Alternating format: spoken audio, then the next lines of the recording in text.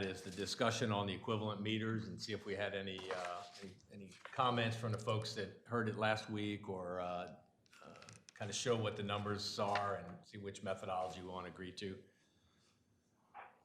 And can I make a request first? Sure.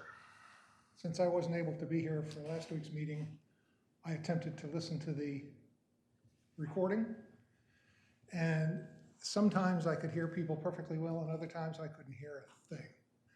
And so if we can be a little more conscious of making sure we're clear to the microphone, close to the microphone, and if people We're on these, right? use this microphone, the first person up needs to turn it on. Because anybody speaking out there last week was white noise. Good, great feedback. Thanks, Bruce.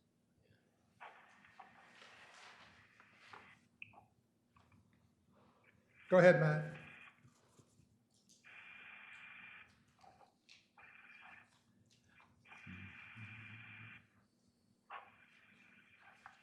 Maybe upload the file. It's like, it's huge. Is that what that sounds like?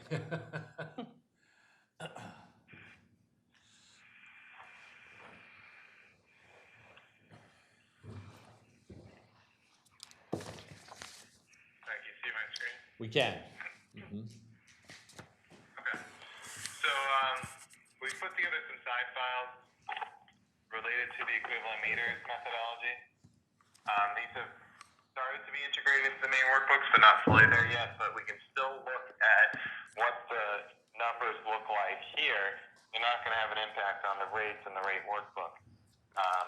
They're going to be the same because regardless of which methodology we choose, excuse me, we're designing them to recover administrative costs. So I guess just one quick thing, and we talked a little bit about it while we were waiting here for a minute ago. But just because we had two of the team that wasn't here last week, just in order to kind of reset the idea of looking at the equivalent meter philosophy methodology that you found in the AWWA manual. It's still only set to recover, the same administrative costs we had identified earlier.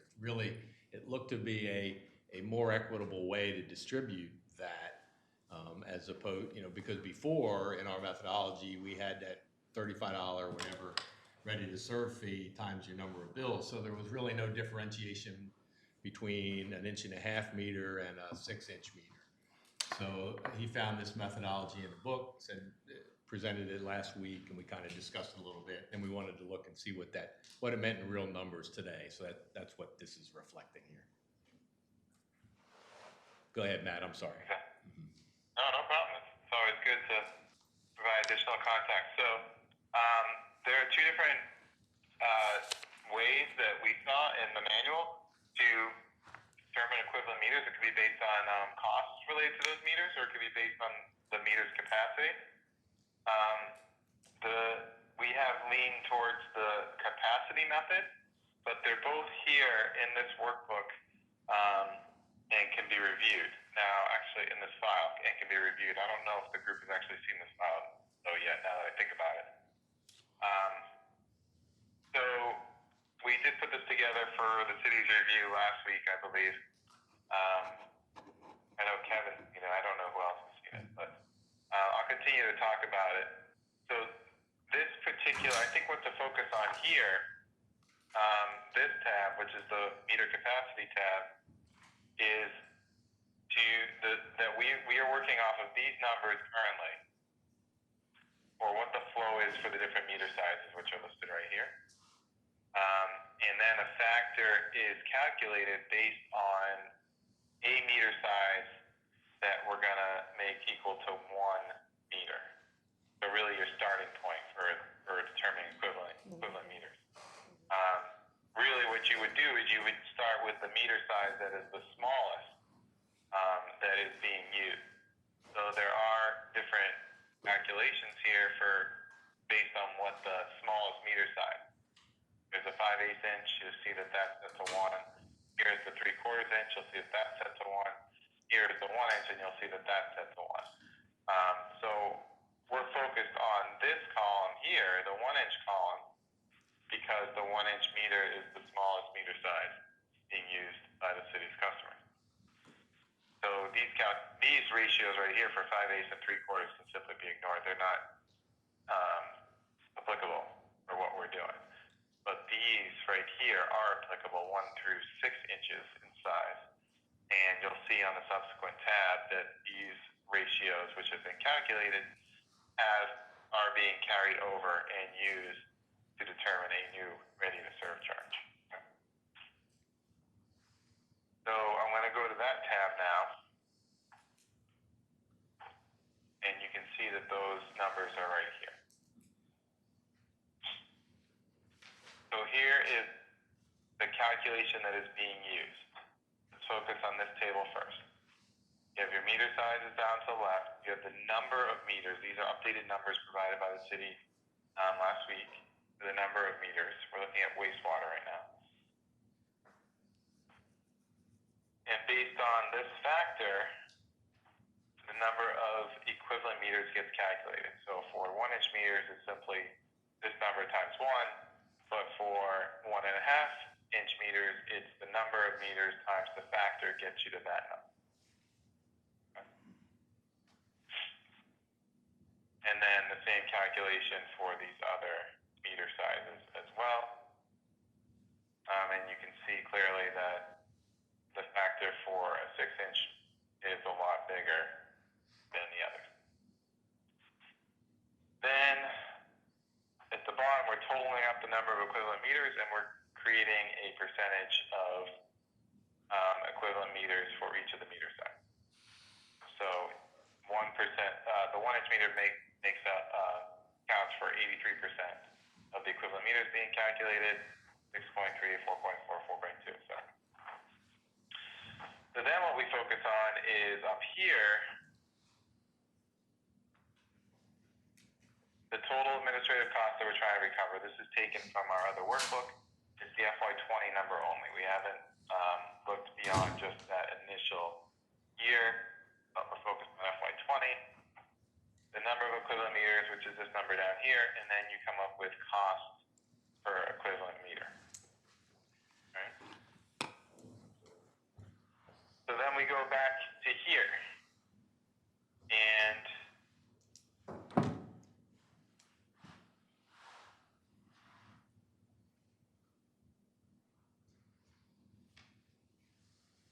we are determining the total cost per meter size based on this factor here. So this number is being multiplied by this to get you this number. Okay? So the cost per meter size is about 3 times for 1.5-inch meters compared to the 1-inch meter, and it goes up for there to a much larger number when you get out to the 6-inch meter.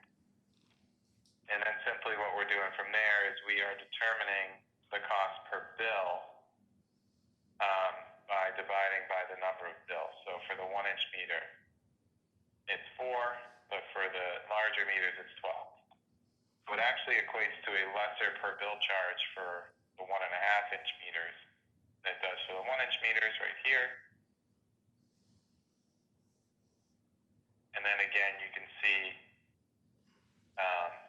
the yearly number again. I guess it's kind of a repeat of over here, but we're showing it yearly as opposed to per bill. And then simply we're multiplying the yearly number by the number of accounts that have that size meter to get at the total ready to serve for that meter size, expected revenue. And you can see that if we add it up here at the bottom, we are recovering the exact amount of administrative costs that we were intending to recover. So this methodology,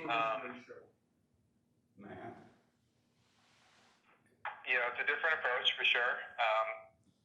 What we're focused on with this one though is that you come up with different charges for different meter sizes, as opposed to what we were looking. We were just kind of doing a straight line approach prior. These are the costs we need to recover. These are the number of bills. So let's do a cost per bill, simply based on straight math. This takes a little bit of a different approach, meaning that larger meters would pay more. And clearly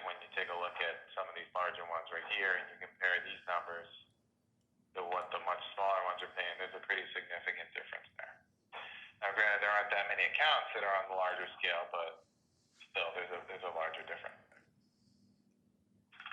If we were to look at this on the water side, it's the same calculation, and it's basically the same number of meters when we consider it for the in-city customers. However, because we're also trying to come up with charges for the out-of-city and the Breezewood users, we're focused on really just a portion of those administrative costs to recover. So the ready to serve being calculated there, actually, why don't I just show you?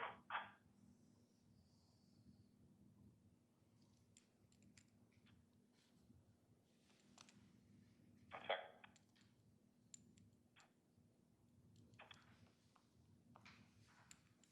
I'm gonna share this, I believe.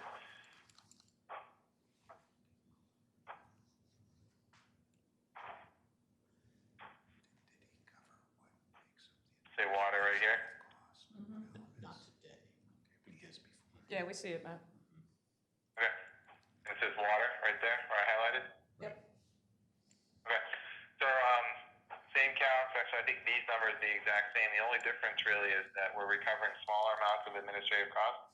These administrative costs do not reflect all water administrative costs. What we did was we calculated all water administrative costs, and then we're simply taking a subset of that we are attributing to in-city customers only. So we're using a subset to calculate the ready to serve. You can see that the per bill amounts are much less for that reason. And then just straight line math from that point to determine the out of city by using the multiplier. So these numbers are simply doubled right here. And these numbers for Breezewood are 1.5 times what we came up with the in-city. And I summarized it right here on this tab. And you can clearly see that the out-of-city are twice, and the Breezewood are 1.5 times what we came up with the in-city. Matt, this is Bruce. Can you just explain again what the portion that was used for the in-city represents? How we came to that subset? Yes. Yes. And actually, I'm glad you brought that up, because I think that this is something that needs to be discussed possibly a little bit further.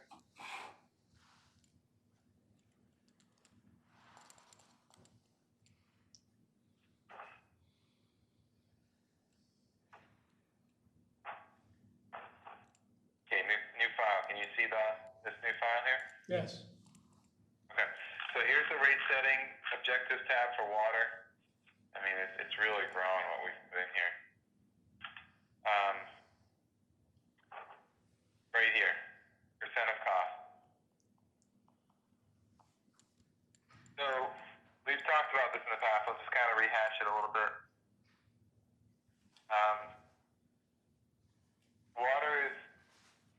Wastewater is tricky in its own rights for different reasons, but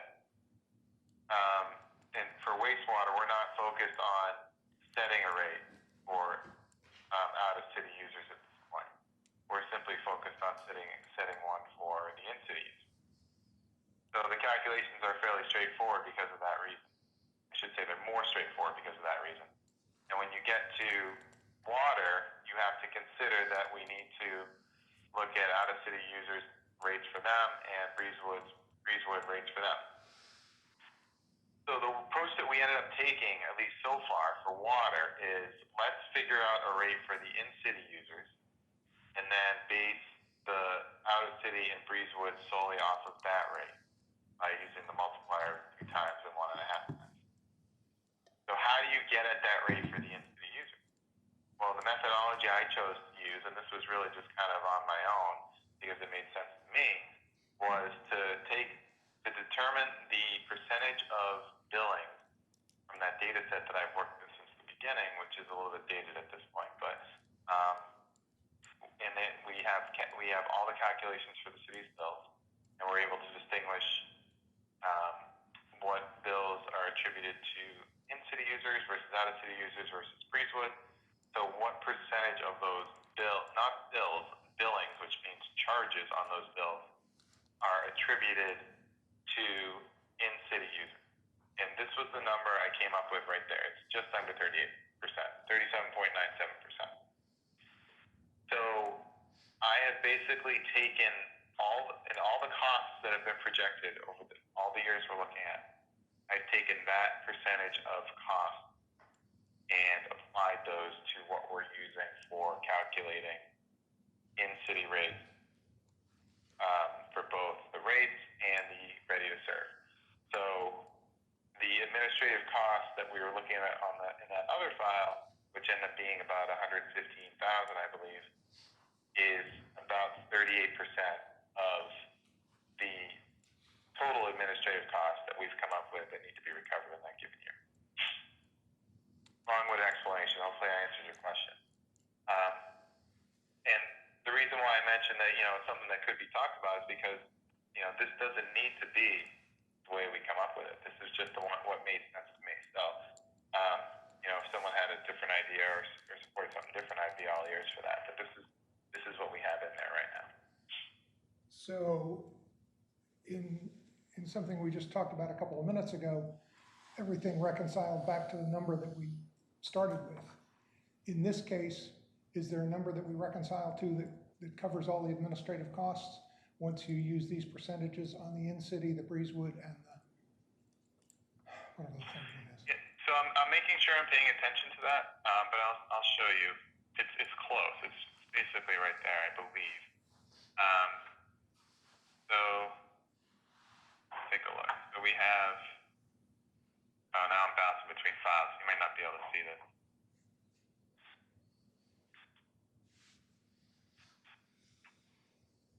Just give me a sec.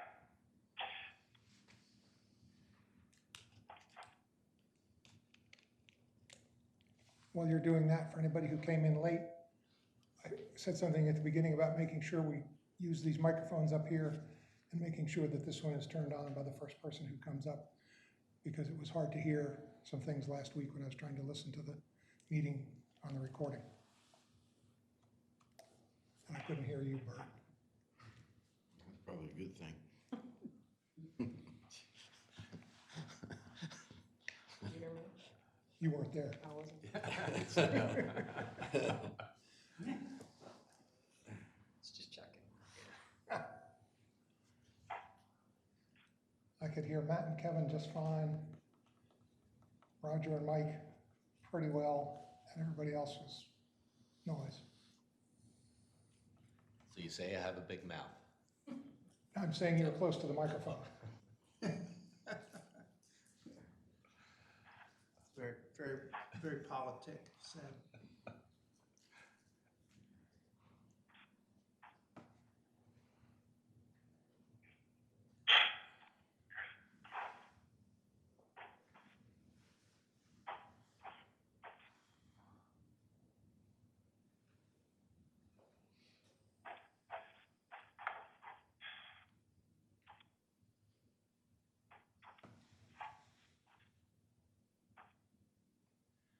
One of the other, while he's still trying to pull those up, one of the other things we just mentioned talked about on the phone was with that administrative cost. Another option would have been to use, all of the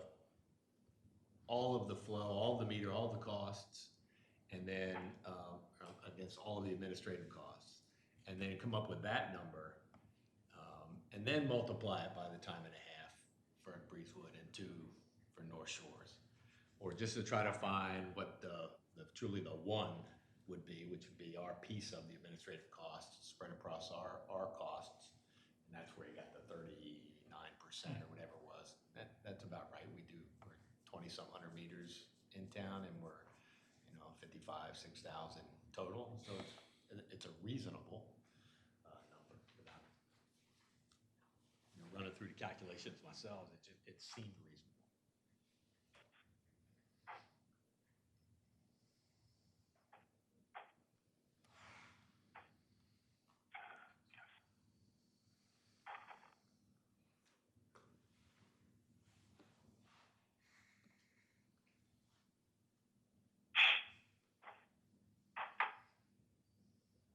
trying to figure out. I've changed this workbook so much that I don't have the original administrative costs easily attainable because I'm doing so many counts.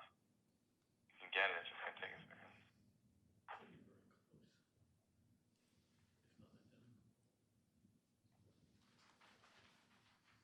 Administrative costs have been separated out by water and sewer, some have been Yes. assigned each. Because he did separate workbooks. So we So actually, you take the total administrative costs, if you add those two together. Bert has them separate. I mean, that's the way they track it.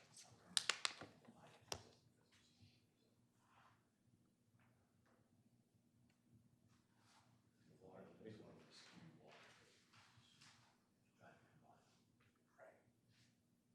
can I ask a question? Yeah, sure. Make sure it's on. I'm not sure how to turn it on. Should be a switch there somewhere.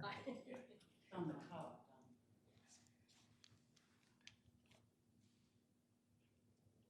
Suppose we could just, didn't even think about this. Could have just taken that dollar amount, multiplied it by the opposite of the 38%. Right. Inverse. I could have just done that. That would have been easy. I'm just trying to catch up on some things, some very basic things. Like for the out-of-town folks, you read their meters, right? So you're reading meters for out-of-town as well as in-town? You do that. And you generate bills for them, so you have those administrative expenses. And then with the out-of-town folks, are they also paying the ready-to-serve fee? That'll be all on that, okay. And currently, you may or may not know that, the Breezewood folks, that they're set at 1.5 times Yeah, yeah, I know, in-town, and you yeah. got the North Shores at 2 times. So the early decision was to keep those multipliers the same. Okay, because last time I was here, you talked about with Breezewood, like Sharon Lynn thought it'd be okay to double there, to go up to 2 on those. Turns out there's an Turns out agreement we that have says an it has to agreement be. for- Oh, that, okay, it's written down. I Yeah. found the agreement. Yeah. Okay. There are meters in Dewey, right? Water meters. No. Bulk to Dewey. There's one meter. Yeah. The county controls it. And I have a question, I don't want So to. we don't operate, maintain their distribution. Right, and Henlopen Acres doesn't have water meters either. That's They have their all. own water. Right, but for wastewater, there's no way to measure. No, it's done on a cost allocation basis. Based on what the operating costs are and the flows are, gets allocated for their sewer. So I don't want to get out of order here, but I have a question on the ready-to-serve wastewater based on what you just said. Do we want to go back there, or is he in the middle of something else right now? We can talk about it. I mean, we don't, if we need him to pull it up. Is he let's ready? go. Well, let me ask the question. You may or may not need to pull something up, Matt. This is Roger. On the ready-to-serve for wastewater, where you're, allocating based on size of the meter, looking, using AWWA factors, as I understand it. So, and you've got an administrative cost, $300-some thousand that you're trying to recover among all the meters. Well, the meters you were showing up there, the numbers of meters and the costs, how does that factor in Dewey and Henlopen Acres that don't have meters?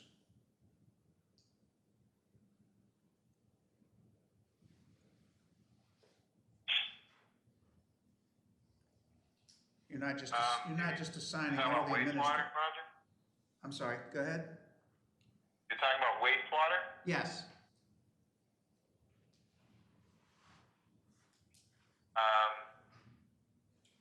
Well, I suppose it doesn't because the charge wouldn't be billed to those customers as I understand it.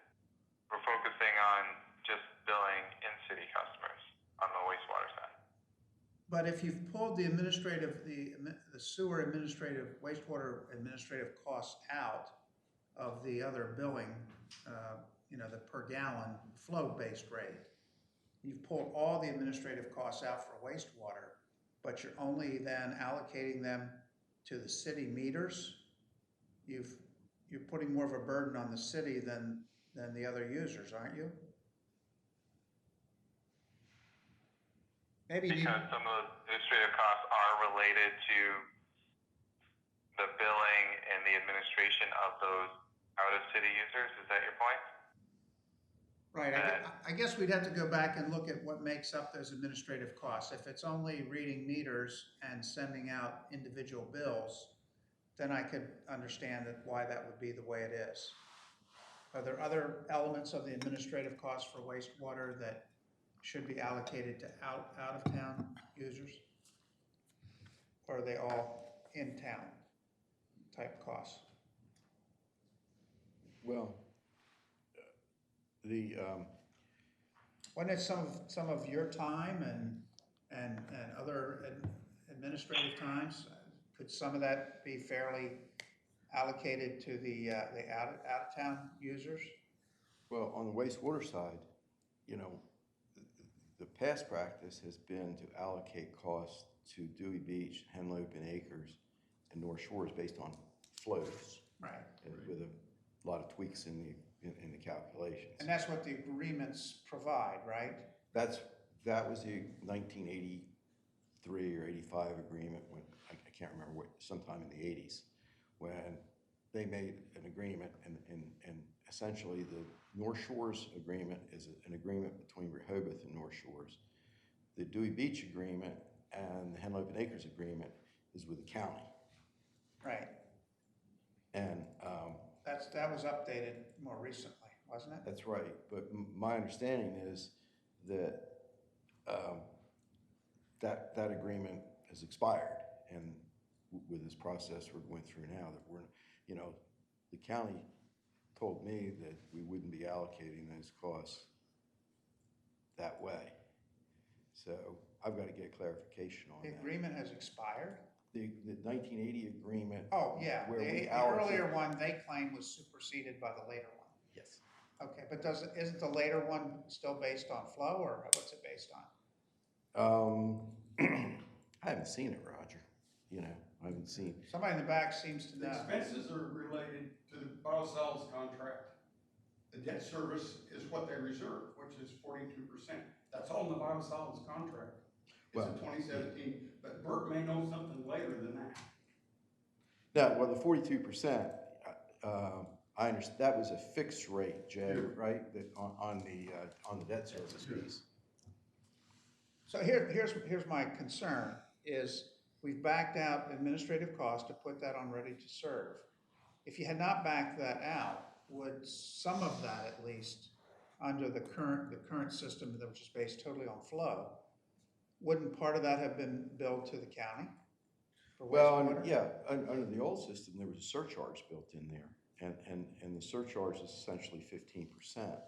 And that's what that was covered under the old formula. And I assume we'll continue to apply that, but that cost was captured when we ended the year and had the audited numbers and used those costs to go ahead and calculate how much each of those entities would pay. And in that, as a result of that process, that calculation, a surcharge was applied. And so, so they don't want to pay it twice, right? So if we're building that into the formula with the county, that I think Dewey's 15%, and I think Henlopen Acres is. And that's to cover administrative costs. Well, yeah, I would say it is, Roger. There was nothing written that really said what the logic was. I mean, that I saw, but I assume that has to be what it is. Yeah. Now, the North Shores customers paid a 50% surcharge. Right. And that was because we actually sent their individual customers bills, and there was more costs associated with it. Whereas for the county, we're essentially sending four bills a year as what the estimate of the costs are going to be, and then a final bill when the final costs are determined. So they're getting 5 bills a year.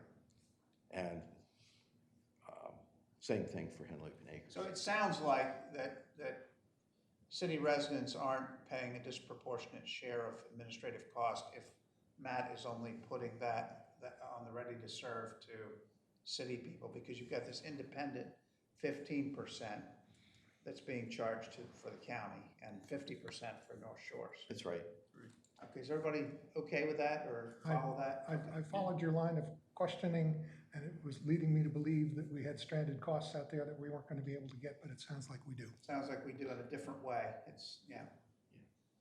Okay, Now, I say that assuming that when we allocate the costs, you know, going forward, that we're gonna have a methodology similar to what we're using now. You know, and as he pointed out, it was agreed that the debt would be fixed. That was because Mayor Cooper had requested that, I believe, at the 42%. So irrespective of the flows, the debt allocation is gonna be based on 42%. But there's gonna be the ability going forward, if there's something that's identified that is administrative, that it'll be captured. Well, Or are we gonna be precluded from that? Well, I think the agreement's gonna pretty much stand. Those administrative costs, you wouldn't think they would change too much from year to year. You know, so the 15% probably would be appropriate going forward. It's when you get special capital outlays, that's when we have to tweak it a little bit, because you may have a pump station, for example, that is not used by one of the towns.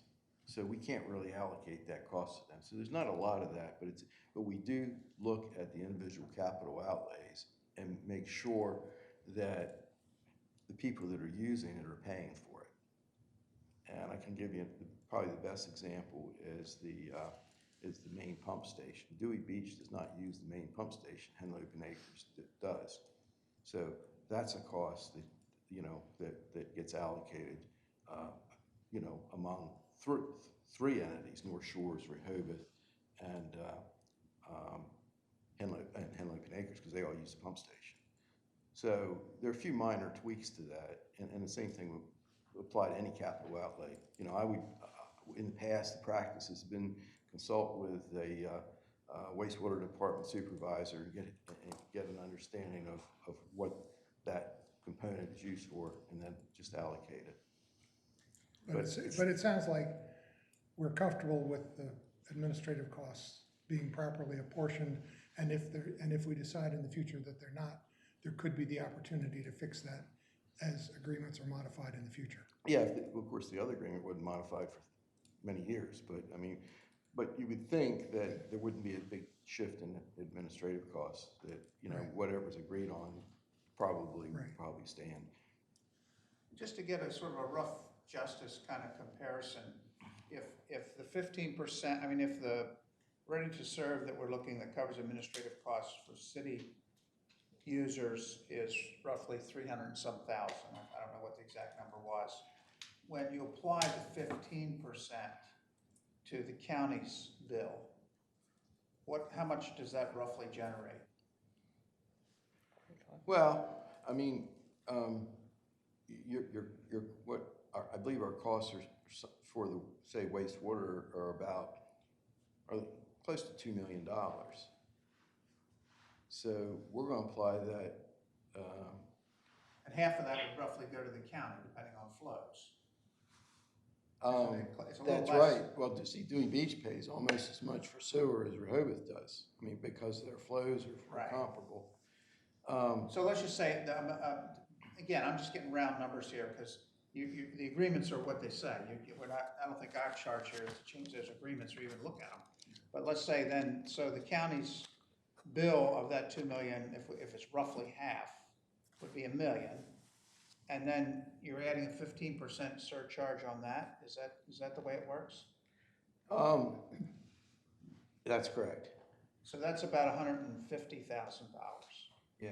So if that's for administrative, and I know you're not sure if that's what it's for, it's a little light compared to the city's administrative. But on the other hand, you're not reading meters in Henlopen Acres or Dewey Beach, which is probably what, a large part of the administrative costs? Labor. And you're not sending individual bills to users in Henlopen Acres and Dewey Beach. You're sending one bulk quarterly bill, right? Yeah, and we're billing about 235 customers in North Shore individually, just as if they were Rehoboth customers. Right, but you get 1.5 for them. I mean, you're Well, they're surcharging paying. 50%. Yeah, they're paying 50%. Okay. All right, it doesn't sound like it's way out of line to me. I mean, I don't know what other people think, but just want to make sure that there's some Well, fairness quotient here. yeah, well, I think your question is, do we have some way of capturing those administrative costs? And yes, our year-end calculation does that. Does that, yeah. Okay.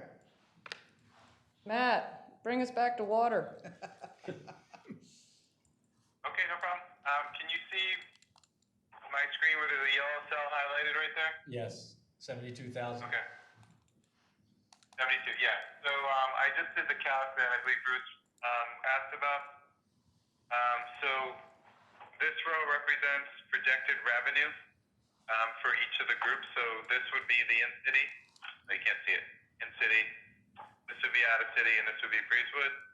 You total all of them up, and those were the administrative costs that we came up with for FY20. So there is a surplus simply based on the straight line multiplier of 2 times for the out-of-city and 1.5 for Breezewood.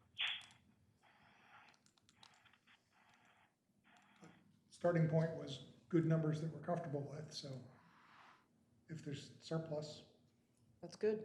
fine. Could just as easily disappear. Well, I think, correct me if I'm wrong, Matt, but that's tied to the fact that we're hitting them at a 2 multiplier and a 1.5 multiplier. Correct. And that's what we're tied into, so it is what it is. Right. And we don't have a deficit, so we don't have to wonder about how to fix it. Okay. Done. Next. Check. Get this moving. Just check. If we were doing calcs, and we did this early on with the ready to serve based on the bill-based method, if we were doing calcs designed to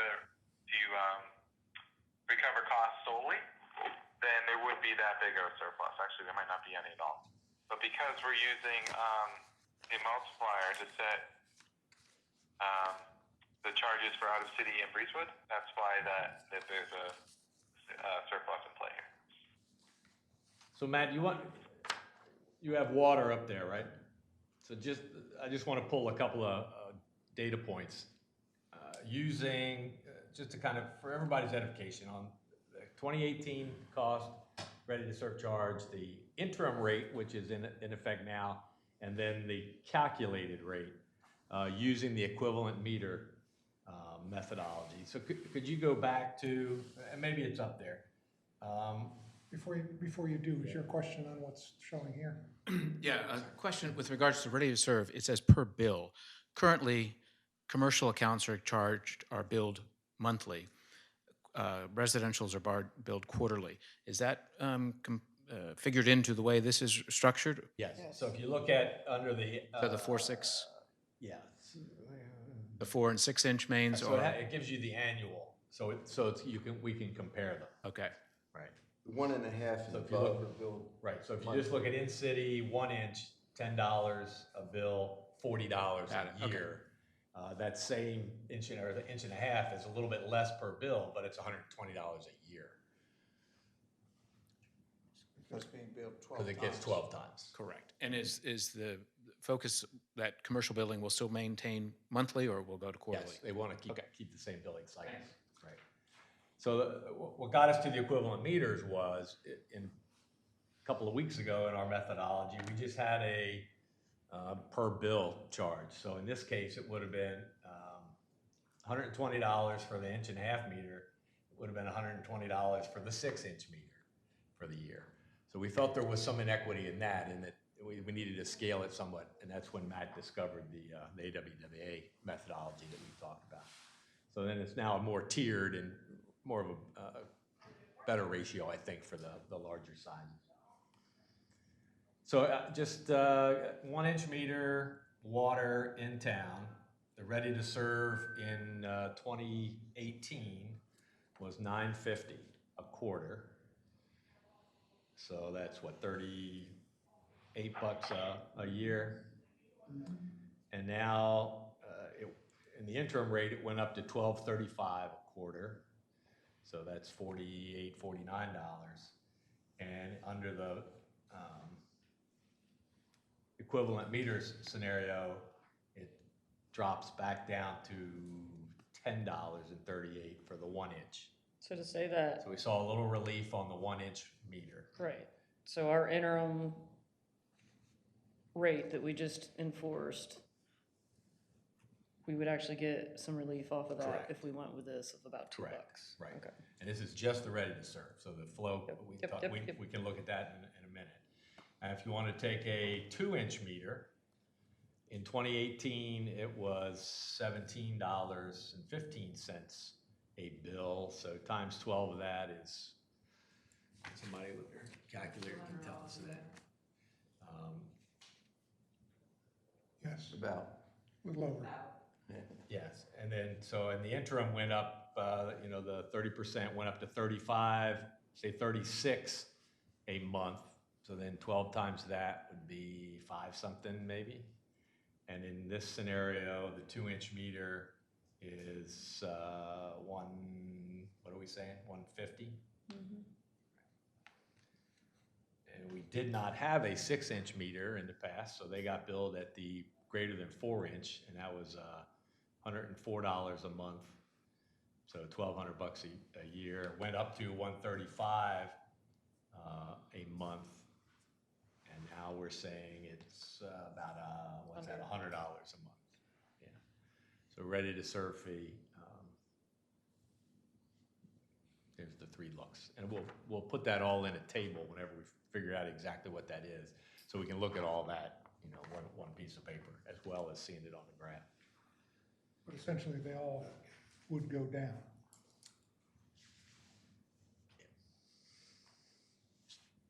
For the ready to serve. Yes, Can ma'am. I ask, Yeah. I apologize, I missed about 3 meetings between, 4 weeks ago and now. But are you considering, instead of enacting those interim rates retroactive to April 1st, in possibly reducing these 30 and 60% rate increases? Is that what we're looking at? Well, again, this is just the ready to serve. Okay. So we which have is- not looked at the Okay. per 1,000 gallon rate. So But on the ready to Once- serve, you're looking at maybe, maybe looks like the reducing it ready by to 10 or serve 15. is gonna be a little less than we Okay. put on the 30%.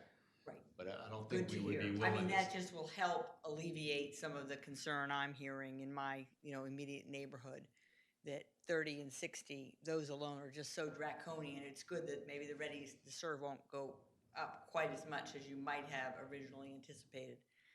That's good. Keep that thought. We have a whole lot, a bunch of other numbers. 40 a year seems less intimidating, they're going from 950 to 10 per quarter. Sure. Seems less intimidating than these other, okay, thanks. But again, we set this based on different criteria that was used in the past. So, Sure. we looked at 30% as kind of the big number that we wanted to start getting. Right. We needed that revenue. So, we see what the flow numbers look like. Maybe you'll go, but maybe that helps offset some of that, as opposed to. No, I appreciate it. We wouldn't want to do interim steps, reducing this one, without knowing what the total impact is. Absolutely, and since there's several different sort of components of each bill. I'm learning, as I think a lot of us are, how complicated it can get to try to get to an equitable Right. rate hike. Thanks a lot. Sure.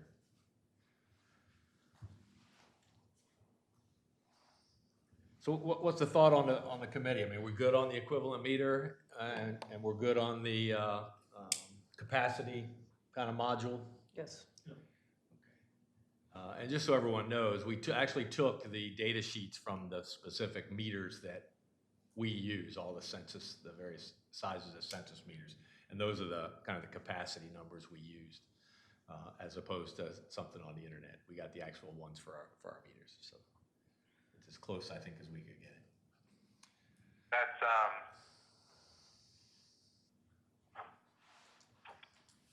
these ones here. I highlighted those in blue as a source down here. Yeah, whatever the ones I sent you, yeah. Came right Yep, off those are the ones the in data blue. sheets. Yeah, perfect. So the methodology was Scaling it, using those taken as a recommendation from AWWA, as Kevin mentioned. We put the flow numbers in there from that, and then the blues were updated right here, based on the data that the city provided last week. Okay, Okay. Deb, check that off the list. Next. Okay. Do you want to show us the water workbook? We didn't really get too much into the rate per 1,000 gallons.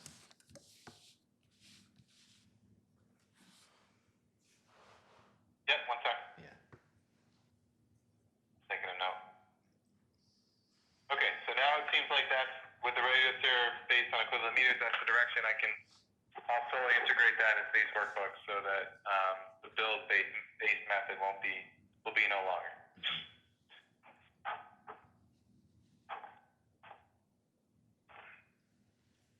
Can you recall of any other variables that you needed us to decide upon at this point to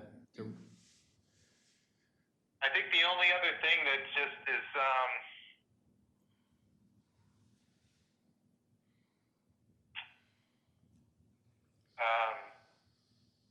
okay, let me put it this way. In terms of large-scale decisions for the workbooks, no, I can't think of anything. Meaning things that I feel like I would have to work on to give the group what they need to make decisions. right? Getting the equivalent meters in there, I believe would be the last thing. But then, of course, the group would need to make decisions for, some of these other things that we've talked about, like the general fund subsidy thing. Right, but you have those in as variables. So if we change our mind and want to try something else, we can do that. The book Exactly. we think the book is now. That's the last piece you needed for the book, the workbook itself. Right. So actually, I don't think you can see this file right now. So let me bring it up. And while you're doing that, I just have a general question.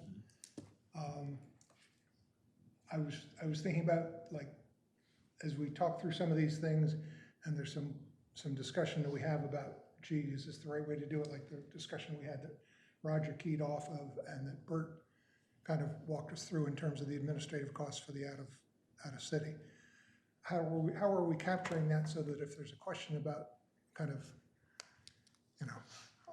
it's not quite the phrase here, but legislative intent, how is that being captured so that somebody can refer back to the discussion rather than going, I don't know if they discussed that or not? Is it being captured? Because we don't have the note taker here. We got the video. Yeah. Well, as long as we can hear. No, you're talking about our past practice of allocating No, he's costs. talking about minutes. Yeah. Well, there is. Yeah, minutes. It's not any particular issue. Okay. It's just wondering how this stuff gets captured, because it was keyed. Kevin's taking dubious notes over there. It was keyed by what I Copious thought I notes. heard Matt say, which was, okay, now I'll get rid of that. And I thought, oh, but if we get rid of it, then there's not the understanding of kind of what we went through. So what's our version number, Matt? 72. For which one? Sewer, 27, 28? 28. Yeah, I just want to make But sure that's that. really, that's kind of the way I work. If I make a change, I change the version number. That's my doing more than anything else. But you're right, there have been a lot of changes. Okay, so somebody in the future will have to work through 27 versions to find their answer, and then find it's not there. What's the concern for that it would take out the bills-based method without having the opportunity to go back to it? Is that the concern? It just keyed the concern to make sure that what we're doing is captured, so that if there's a question that comes up in the future, there's a way to look at what we talked about and see whether there was a valid reason to go the way we went or not. So maybe in the minutes, we could start with saying, we started with version X of the workbook. And through the discussions, these are the 5 things that we did to impact the workbook to then create version Y. And do that retroactively.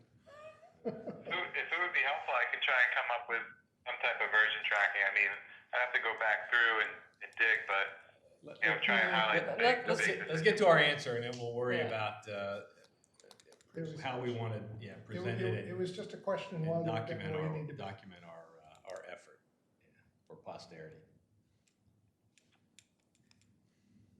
Wastewater. He's on water. All right, so can you see the screen of the Yes. rate setting objectives tab Yes. down here? Yep. Yeah, so getting at what Kevin just said a moment ago, as the group knows, I try and update this workbook so that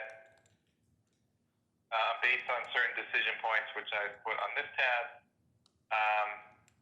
the calculations take place and a rate is available and a ready to serve is available for each of the years that we're looking at.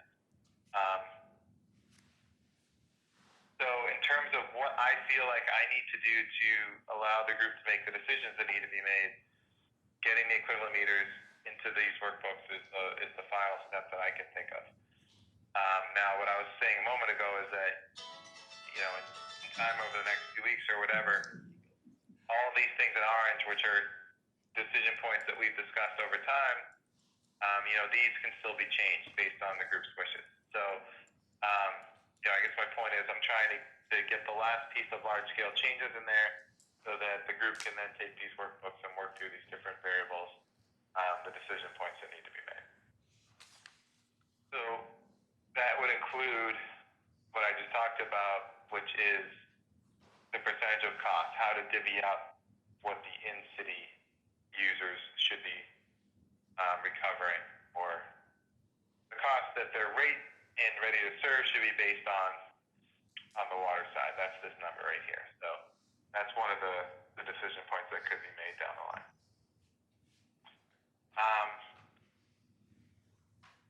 But anyway, I guess that's it. So in terms of large scale changes, it's just the equivalent meters, and then at some point, we could discuss these items again if we wanted to, if the group wanted to do that. So I know that we talked about this tab a little bit last week. I don't believe that it was the committee that saw this as a group, though. I believe it was a smaller group that saw this. So I might as well walk you through it right now. Now everyone needs to realize that these lines right here will change because these are based on the build space method, the ready to serve line. But still, it's worth showing because you can see how this tab is set up and how these calculations will ultimately relay this data to you. So unlike wastewater, where we're only calculating the in-city rates line, we have done that here, but then we've also done the out-of-city, and we've done the Breezewood just below that. And you can see clearly that the out-of-city is a higher amount, is twice the amount of the in-city, and the Breezewood is 1.5 times. If we go back to this tab, that's based on these multipliers right here, which are ones that everyone knows have been in place for a while, including the current rates, and this group generally supports the continuation of that. So we've continued to keep those in here, but if you were to change those multipliers, then these numbers would update as well. Hey, Matt, Roger here. A question. The in-city, the first three items under fiscal year 2020 for the totals, $4.33, $8.57, and $6.50. Those are per 1,000 gallons, or what is that? What those represent? Yeah, it's whatever the rate represents today. I believe that's per 1,000 gallons. Yeah, That's correct. and I think Someone know that off the top of their head? Yes, that's correct. and then the next three items are ready to serve. So those are either per quarter or something else, right? Or in other words, the units are not the same for the first three and the second three, or am I missing something here? No, you're right. You're right. All right, so in this and any carry forward, you need to make that clear, because otherwise you think you're adding, the 1031 to 433, and that doesn't give you anything. That's meaningless. Yeah, that's a good point. I can definitely do that. I know that Kevin at one point is planning on taking and Kevin, correct me if I'm wrong, but taking the city's rate schedule as it exists today and updating it with the new information that's calculated in this workbook. So it would be clear there. But you're right, I could definitely add additional qualifications here so that it's more clear what we're looking at.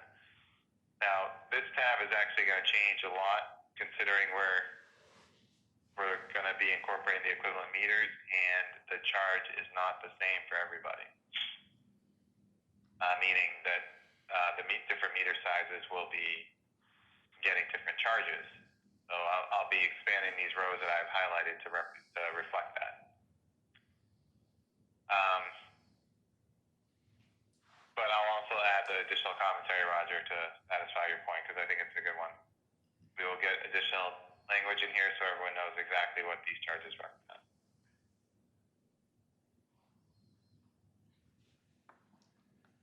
Okay. And just to take that same data point that I used a moment ago, if you looked at in-city water cost per 1,000 gallons of $4.33. The old rate went to 403, or I'm sorry, the interim rate went to 403. So the rate that we're now calculating is going up a little bit more than the 30%. It's going up to 433.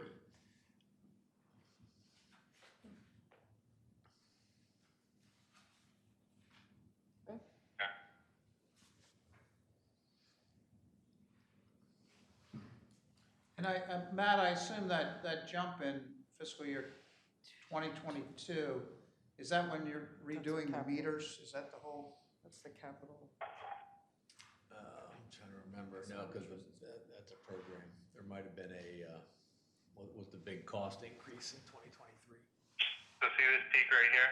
This is, the blues represent projected expenditures. And there is a peak year.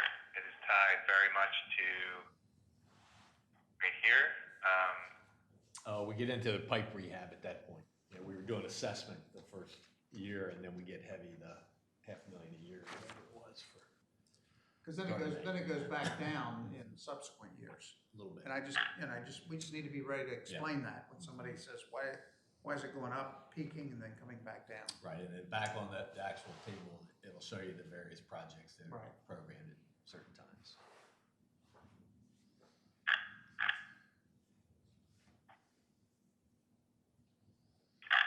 Yeah, so it's really the ones through here. Well, 7 upgrade study, $400,000, FY22. And these are all based on projections that GHD or somebody else did. It's under asset management. Yeah, the asset management, gotcha. That haven't been changed by current events. Correct. Is there some current event we should know about? There was the well that had problems. Ah, okay. But we were off a year, so it's in the budget or in the projection to do it, I think, in 2020 something, 2022 maybe, and we have to do it this year. Could you please repeat what the current 60% rate is? For water? the Yeah, interim for rate, water, to compare. Water was 30. 30%. For water. But how much is that per 100 for me, or per thousand? $4.03. Okay. 403. That's what we're currently at. Right. Thank you.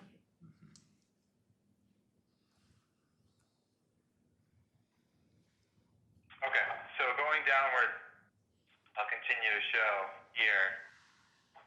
It's the same setup as we've been using all along when we get to these different options. So we start leveling them out so that there is as much jumping around from year to year. So option 1, which I've highlighted right now, is the 2-year leveling, which is why years 1 and 2 are in yellow and years 3 and 4 are in orange to show the difference between the two. You'll see that the rates are the same. And also for out of city, they're the same, and they're twice as much. And for Breezewood, they're the same, and they're 1.5 as much. And this happens as we go out to the right as well. So for the option 1, the rates would change every 2 years. For option 3, they would change every 3 years. Same setup. For option 4, they would change for option 3, they would change every 4 years. And for option 4, they would change every 6. So this tab will remain the same for the rates calcs, but for the ready to serve, they will be, these rows will be expanded to include the charges for different meter sizes based on equivalent meters. But we'll use the same logic, how they get leveled out for the same periods of time. For the sake of our proposal, weren't we leaning towards every 3 years? We looked at it, we were saying a 4-year. A 4-year? Four-year Okay. block, option 3.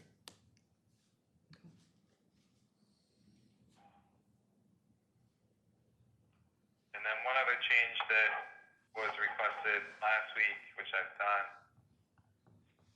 is to take a look at the bar graph that we've gotten in here somewhat recently that compares different user examples and the bills tied to those user examples for reference, which is something that this represents something that has come up intermittently throughout our conversations, is trying to understand where the majority of users fall.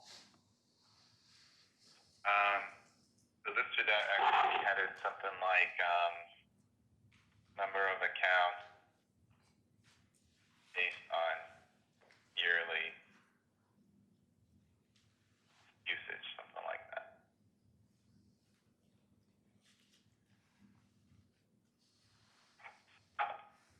Add that header. Just so everyone's aware what we're looking at. But this gives you a sense of how many accounts fall into those different user groupings. And we did 0 to 15,000. This is usage per year. 15,000 to 30,000, 30,000 to 45,000, 45 to 60, and then 60. But with these different bar graphs, I'm not even sure if everyone's seen these yet. We've come up with 5 different examples for 1-inch meters. It's a really small user, 4,000 per year, a 20,000 user, 40,000 user, and 80,000 and 100,000. And then this is the number of accounts that fall into those categories for the 1-inch. Actually, that's not true. It's not just 1-inch. I should have done it for 1-inch. I'll change those numbers so it's 1-inch only.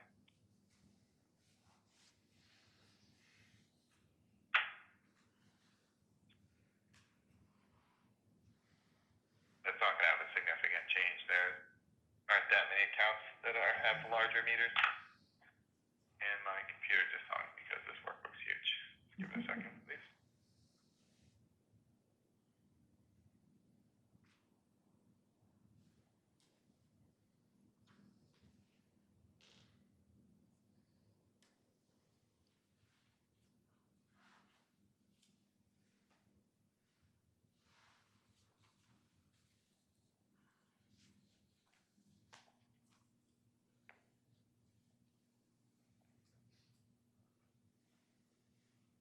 An auto recover, I believe.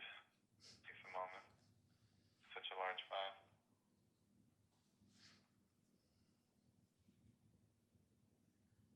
Oh, there we go.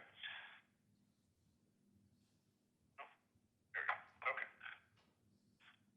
And then we have bar graphs as well. I didn't speak further on this. So the legend's down here, but the blue represents FY19 bills. So what the yearly bills were for these examples prior to the interim rate change. The orange represents the interim rate change. The gray represents the first rate change with the new rates that are being calculated. So in this particular option, it's a 4-year window. So this would represent the rate for FY20 through FY23, as the legend tells you down here. The next bar would be the next 4 years, 24 through 27. And then the final bar would be the last 4 years, 28 through 31. And they're all 5 of the same bar graphs are available for each of these users. And then even when we go down and we look at the larger meters, we have 1.5-inch meters.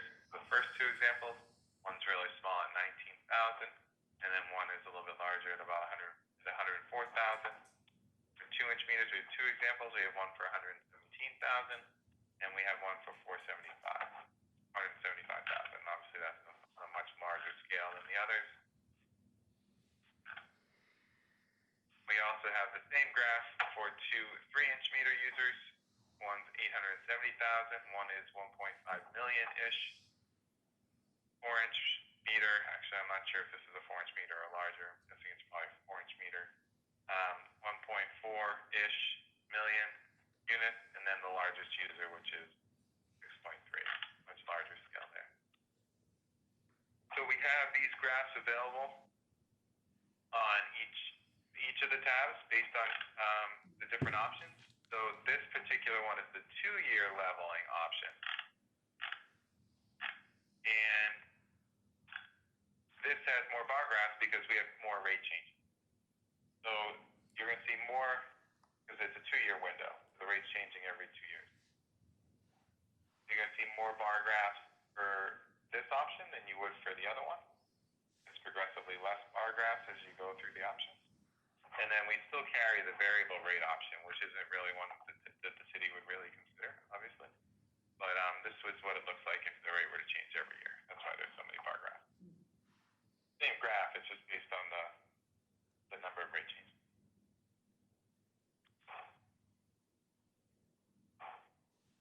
So those are basically where we are in our analysis or in our workbooks, where we are with the state of the workbooks. I guess we could open up to questions or comments, or Kevin, if there's a certain thing you want to focus on, maybe now's a good time for that. Can anybody think of anything else that we would want to be able to have in the workbook or be able to show as we get ready to start taking this forward for, review and approval by the board? Anything else that we would need in order to, to present the package? And certainly we've got some I can think of something. Yeah? I can think of something that would really help you, actually. Mhm.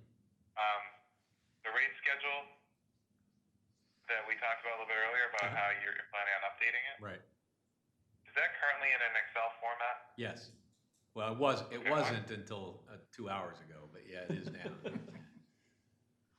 If you send that to me, I can integrate it into the workbook so it would just automatically update. You are the man.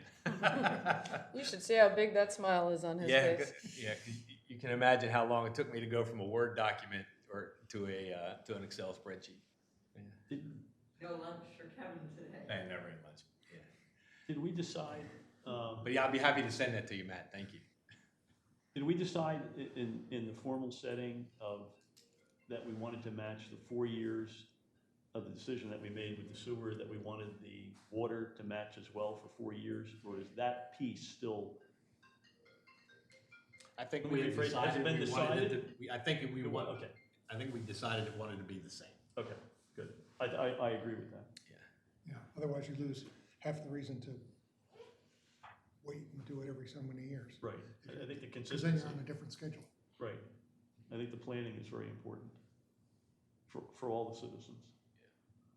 Now, if the commissioners, for whatever reason, chose to go to 2 or 3 years, we have the data here Right, that would allow them to do that. So that's ultimately a policy decision. Right. great.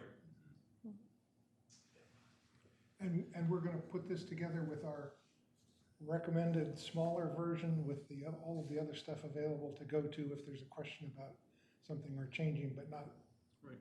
we're not gonna present them with every chart and every. Right. I would frown upon that, yeah. So are we good on the workbooks then? Yep. Okay, so let me just roll back to, yeah, go ahead, Can I Don. make a Sure, suggestion? please come to the mic though, so. Oh, I wanted to point it out to him. You see those last two sets of columns? You see how they top out? Yeah, you can't see it. Yeah, it's hard to read. So what, some of that's been cut off? We just have to scroll Scroll down. down, yeah. You can scroll down. Okay, because I think it would be, Oh, clearly, yeah. yeah, or leave some white up there so people Yeah. can. Can No, you, no. can you Just scroll down? Scroll down just a little bit, Matt. Yeah. So you should see the top of the, there you go, 1,000 gallons, 1-inch meter. Yeah. Okay. You just scroll down and recalibrate the. You scroll Yeah. down too much. Well, yeah. We wanted to see the top of the bar graphs to the right that disappeared. It's there. Like scroll down just a little bit. Other way, sorry, up. Up. It's there, right there. There we go. It may be appropriate to recalculate the y-axis, even though the first grouping gets smaller, it gives you a better perspective. May I point out a concern? Sure. Like on But to the these- microphone. If you come to the Well, microphone. I want to show, I have to be over here. Okay. I will talk, Grab- I'll take the grab- mic. I'll grab take it. the mic.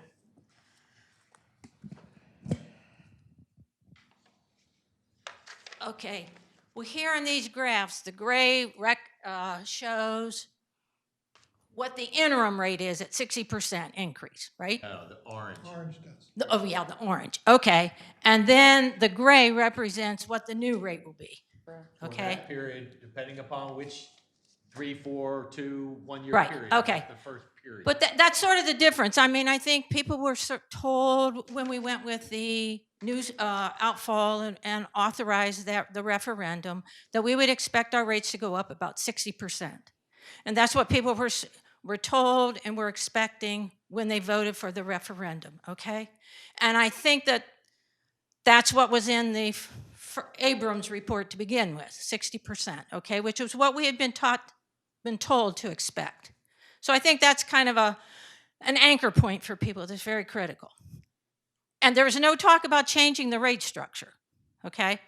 So now here, these are the smaller. So where the real change is, here's the 60%. This is a new rate system. So you have to look from the orange to the gray, the jump. That's telling you how much it's going up with the new system. So, okay, there's a jump there. There's a considerable jump here for that group, which I think is a 40 to 60. Okay, look. Okay, here, I think this was the up to 60 gallons, 6,000 gallons. Okay. Okay, now what is this one? 100,000. Okay. And don't forget. Well, I think people, okay. This is water. Water, okay. Okay, but I think that's critical that you can see that because it's sort of like looking at comparing them, how the rates are really, that's how we compare the actual rates by how much jump there is from one color to the next. And so this gray represents how much more it's going to be than the 60%. For the first 4-year period. Right. Yeah, well, I mean, that's more than, I mean, how much of a percentage jump is that? It's not going to be 60%. It's going to be a lot more than that. Okay, just, it really matters, but this is 30% because it's the water, Okay. right? So 60 was on sewer. But you're right, I mean, it is, the recommended rate we're reaching is higher than 30%, which is what the interim rate is taking you to. Right, so I think people I think that's the critical factor. But the numbers don't lie. That's the thing. The numbers don't lie. I mean, that's what the rates need to be to cover the costs. One thing that might be useful, Matt, would be if the orange represents the 30%, and I know we can't see it all to pick it all up on this graph. Is it going up? Does that make it 35%, for example? Matt, can you scroll up a little bit, just the first year? I'm sorry, scroll the other way, So we can see the very low Yeah. users, under 4,000 gallons a year. Yeah, there you see the orange and gray are the same. And then for the example 2, it's going from about 100, what is that, maybe 115, 120? 125 to 150. Yeah. About a $25 increase per year. But you guys, we got to remember, we wanted this based on usage. And so we're looking at a scenario here where someone's using more water. And our whole methodology was based on you pay for usage. So yes, they should pay more based on usage. The more they use, the more. Yes and no, like the more- I'm having a bit of an issue with the very low users of water, under 4,000 a year. Now that's probably one person in the household who maybe even seasonal, who's not there most of the time. But their rates aren't going up. But they are not incurring this rate hike, the people who are 4,000 or under, whereas they aren't. but that doesn't, to me, from an economic point of view, that's not equitable. But if you had 3 or 4 people in a house, they are definitely incurring more rate hikes than people who live by themselves. That doesn't seem quite right to me. But I think that's what we tried to avoid by going to a more usage-based That's right. model. What I think you're seeing on the very extremely low end, 4,000 gallons Right. a year or under, right? They're actually, their percentage is and I'm assuming here, go to the, whatever the blue and orange percentages are. I mean, that's a 30%. You see theirs is coming down, right? It is, but not until, but when you hit the gray, it's they're stabilized for some reason. At the bottom, before, the ready to serve fee, and water, maybe it's not the issue because they're roughly the same. It was $9, it's going to 10. 10, right, it's not a big You see a big jump. difference in the sewer side because, if it wasn't $9 or it was $12 and it went to $35. Right. You see the very low end, they're gonna, it's more than a 60% jump. You told me it was only gonna be 60. Yeah, but because under the old model, our feeling is the ready to serve fee was very underserved. Okay. And now that we've based it on something rather than just somebody's whim and justified that cost, the low end guys are gonna see a greater than that percent, because most of their charge is based upon that ready to serve fee. So Because you're they're trying not to help using them any out water. because they're gonna incur fairly high ready-to-serve fees now. You're trying to Not make fairly sure high. they're, It's the same ready to serve fee everyone else is paying. right. So, But because of that, you're not gonna have their per 1,000-gallon rates jump up from orange to gray as much as larger water and water and wastewater users. Suzanne, there's very few of those, and it's good they're not being penalized. It's really good. Well, there's so few of them potentially that it won't make much difference to the overall revenue in this scenario, maybe. Well, those There's so people few under are 4,000 about gallons. $100 a year in that 4,000 category, right? How many users are there who use 4,000 or fewer gallons a year? Let's see. 700 Oh, there are a lot. So Oh, those no, are no, people no, who, That's the 15,000. That's all the way to 15,000. okay, yeah, But it's 300 or 400, easy. yeah, well, okay.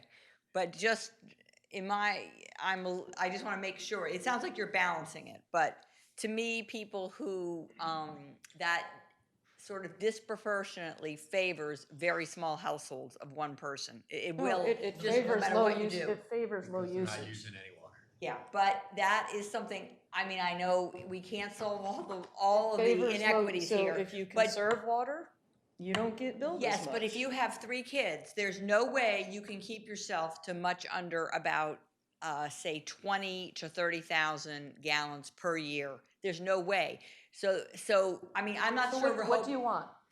Well, I just want to make sure that we that these rates reflect people in households of 1 having to see rate increases similar to households of 3, These 5, rates 6 people. reflect usage.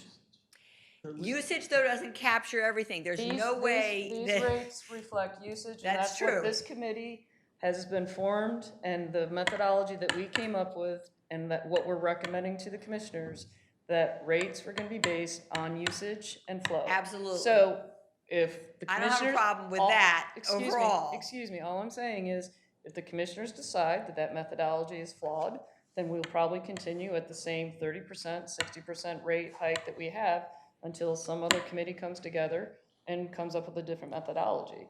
But at this point, the work that's gone into this, comparisons with other jurisdictions, this combined mindset, brain power at this table has said the most fair and equitable methodology that we can apply to the entire community affected by this is to base it on usage. But if a layperson were to look at these bar graphs, what would jump out at them is the very low-end users, 4,000 and under, are not suffering with as large rate hikes as everybody nor else. should they. Well, they're having the ready-to-serve charge, which is going maybe from $9.50 to $10. All right, But- there's nothing to debate.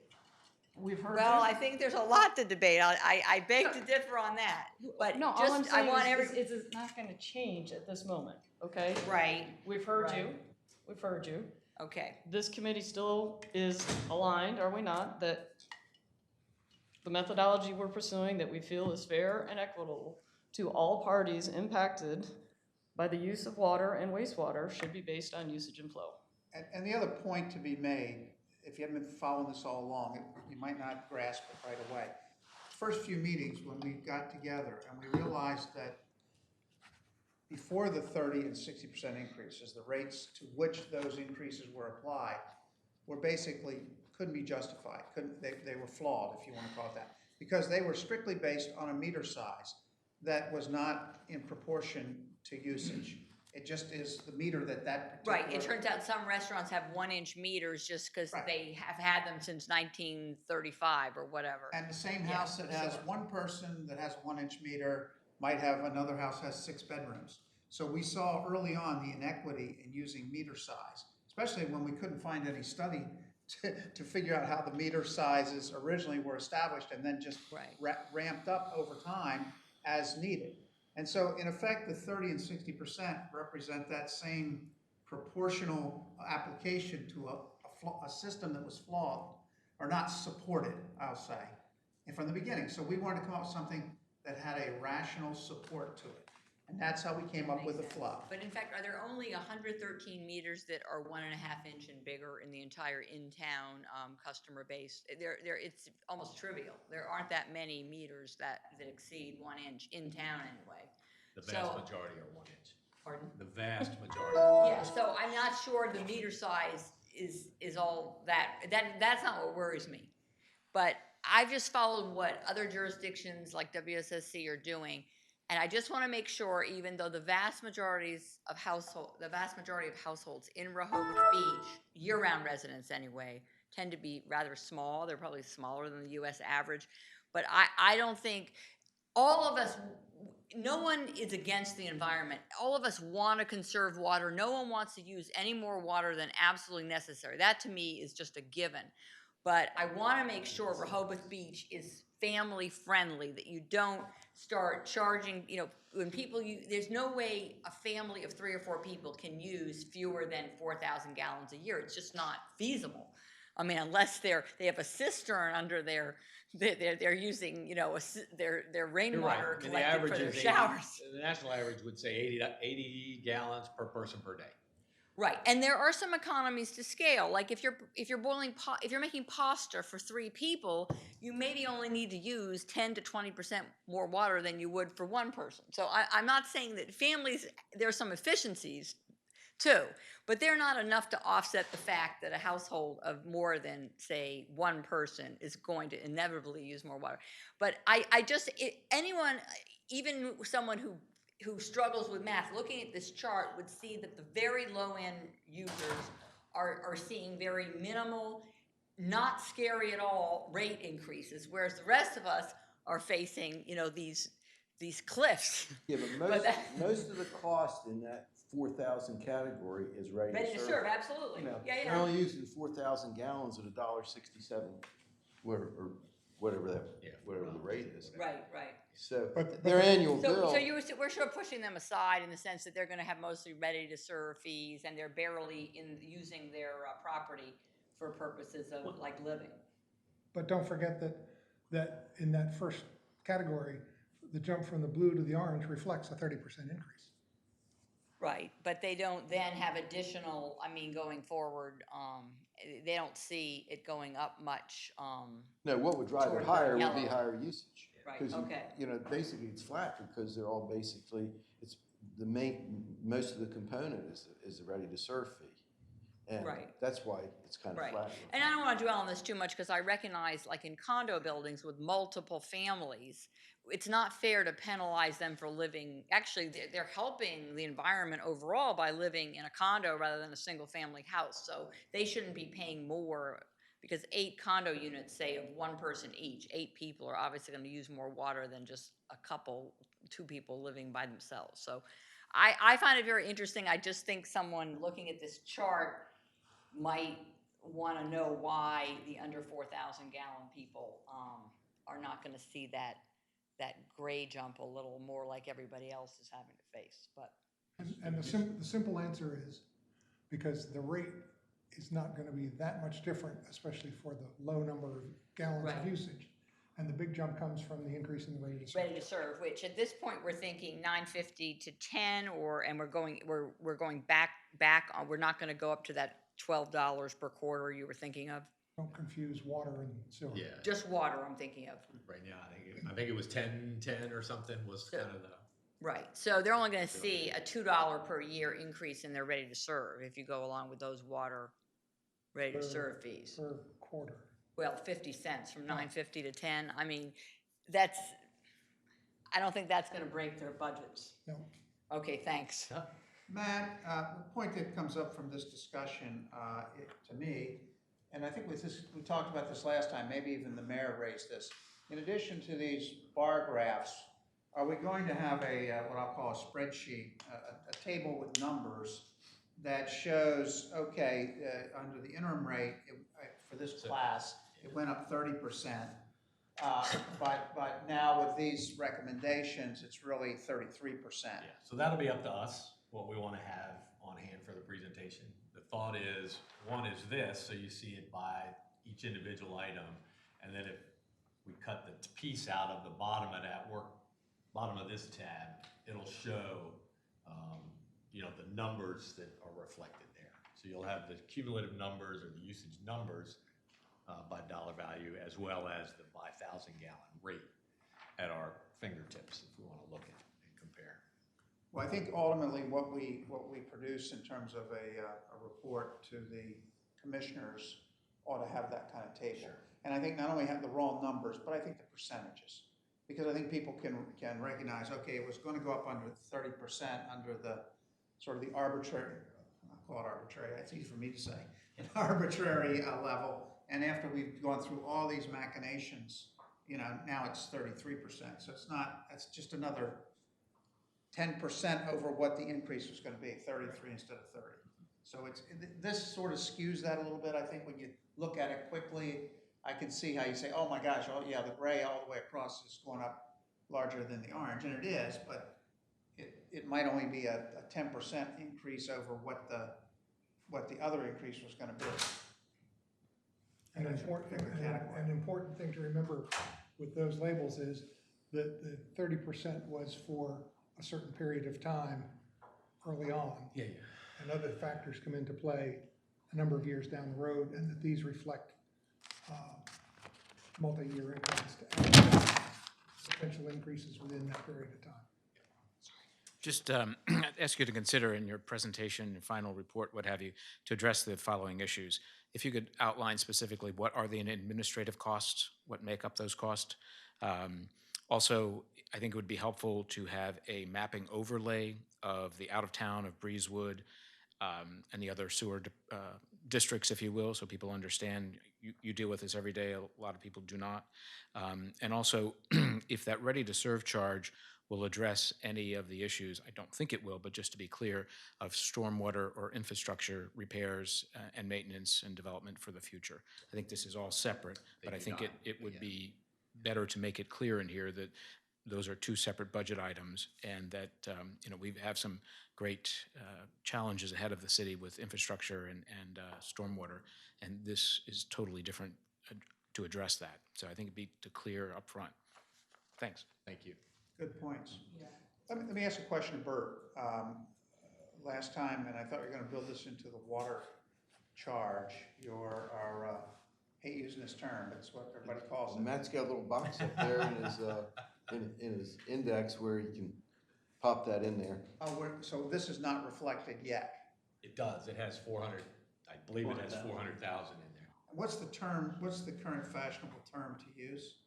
Well, it's, I would say it's general fund support. Okay, general fund support. Support the general government. GFS, got it. Okay. But I might add General that fund this is a very common practice, and these are for-profit funds, and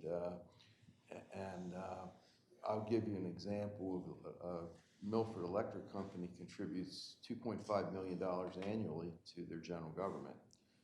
Our contribution is fairly modest, and it's been policy for many years. I mean, I've got a chart of 11 years worth of activity showing how much has been contributed. So the commissioners could look at that and they could say that the 400,000 is not enough. Maybe they want more. But I think in doing that, they'll probably look at the water rates and say that if our water rates are less than the commercial water rates, Significantly. there's maybe justification for that transfer. Profit. I mean, is what it is. It's profit. I mean, it's revenue in excess of expenditures. So question for Matt, when you came up earlier with the 30% increase in water, did it take that into account, or was that zero in the analysis? Top of my head, I believe it did not take it into account. I think when we did that initial calculation for what we thought the rate should be, we projected a small surplus, but not one that was that large.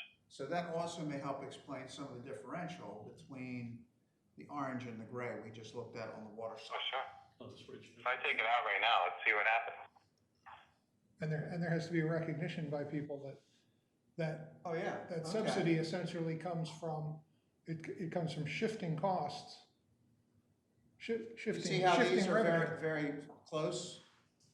Yeah, Well, Bruce, you're right in that it does shift revenue, but it also, it shifts it so that there's a subsidy by out-of-town users for the city because it moves from well, that's exactly. from tax rate to user fees. Exactly, but there's some justification for that. I mean, you can say. And I came to understand that. Okay. I won't. All right. That was in my review. This year, we're moving $1.4 million from our enterprise funds to our general fund to pay for capital improvements. That's significant in a time when we are looking for money in our enterprise funds. I understand the reason why that's done, but if I was an out-of-town contributor to the revenues of Rehoboth Beach, I would be asking questions why I am contributing to money that's going to go into paving streets and digging storm drains. It's a perfectly legitimate idea, but it needs to be explained. And I sent you a reference about communicating with the out-of-towners, but Well, if you buy your water from Tidewater, you'll pay more. Bert, that is so true. You'll pay more than what we're going to charge with our profit built in, and that profit goes to the stockholders of Tidewater. That's true. That is so true, Bert. I don't argue with that at all. We just need to tell our out-of-town users that we're doing that. Be transparent. Yeah, I appreciate the thought. It's terrible. Good luck at the dentist.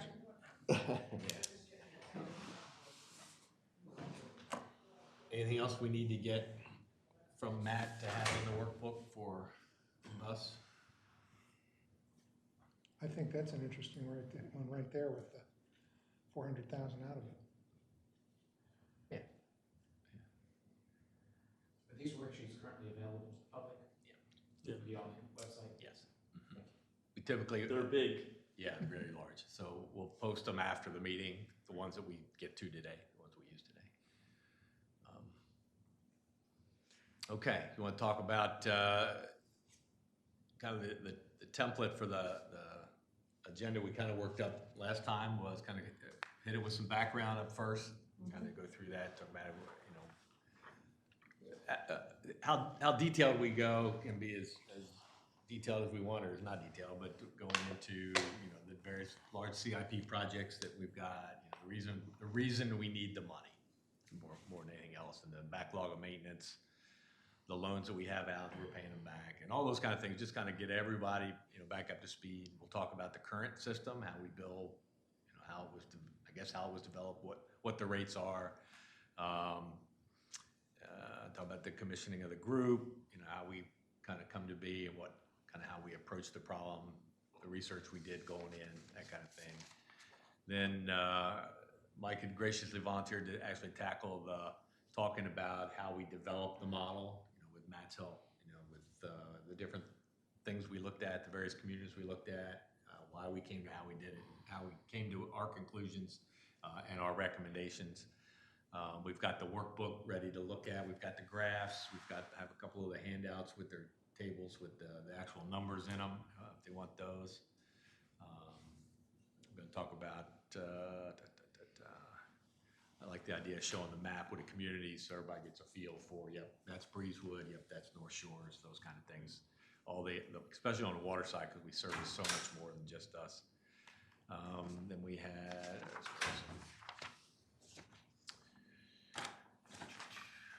then we get into the numbers and how we justify, why we justified, our recommendations. And then we have these to show kind of the impacts on each individual user. So if we have the various examples, do we have enough? I think we have 10 different examples with the graphs. We have others, the by gallon breakout and the by meter breakout available.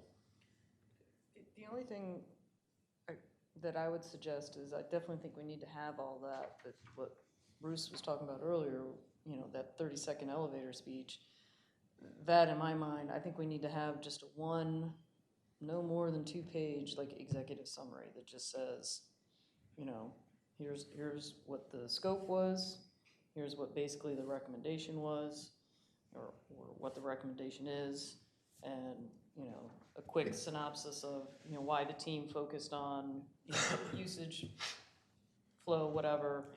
I think everybody's in agreement with that. Okay. And that's a good point. And probably maybe a page of FAQs.